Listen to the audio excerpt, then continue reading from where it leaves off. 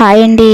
ఈరోజు అయితే పన్నీర్ కర్రీ చేస్తున్నాను. పన్నీర్ కర్రీ ఇలా ఈ స్టైల్లో చేసుకుంటే చాలా టేస్ట్గా ఉంటుందండి. పన్నీర్ అయితే మనకు కావాల్సిన సైజులో నచ్చిన షేప్లో కట్ చేసుకొని ఇలా ఫ్రై చేసుకోవాలి. సో కొంతమంది ఏంటంటే ఫ్రై చేసుకోకుండా వేసుకుంటారు, అంత టేస్ట్ అనిపించదు. ఇలా ఫ్రై చేసుకుంటే చాలా టేస్ట్ ఉంటుందన్నమాట. సిమ్లో పెట్టుకుని ఫ్రై చేసుకోవాలి, గోల్డెన్ బ్రౌన్ కలర్ వచ్చేంత వరకు. ఫస్ట్ టైం చేసినప్పుడు అంత బాగా రాలేదు, కానీ ఈసారి అయితే చాలా బాగా వచ్చిందండి.